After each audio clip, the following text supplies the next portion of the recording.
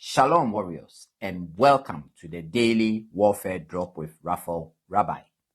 Today's theme is strength comes from seeking God, and scripture is coming to you from 2 Chronicles chapter 11 through to chapter 12. Warriors, today's reading shows you something that happens to many believers. They start well, they get established, and then they relax with God. 2 Chronicles 11 shows Rehoboam strengthening the kingdom, building defenses, organizing, putting structure in place.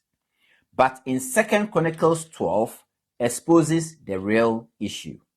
When he was established, he abandoned the law of the Lord, and trouble came. Fellow soldiers of Christ, answer this in your heart by the Spirit. Where have you become casual with God? Is it your prayer life, your Bible reading, your speech, your private habit, your giving, or your forgiveness?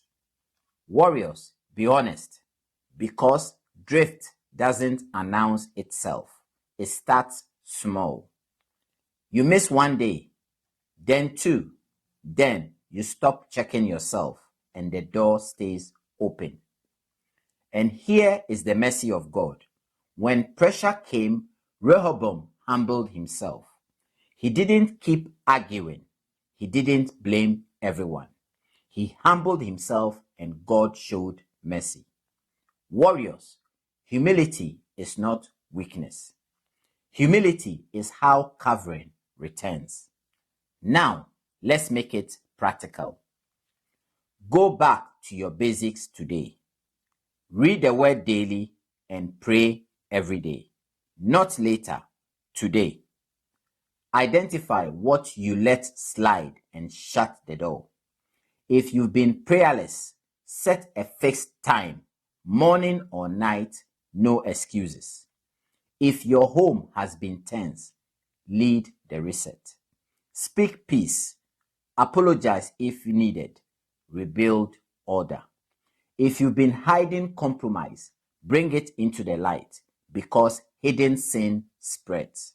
As a medical practitioner, I will say it plainly. Many conditions become severe because people delayed simple actions. Spiritually is the same. Early repentance prevents heavy consequences. Here is today's warfare truth. Strength doesn't come from being established. It comes from seeking God even after you are established. Read these scriptures for yourself carefully, and let the Holy Spirit lead you into the truth and repentance. We shall meet on the battlefield tomorrow.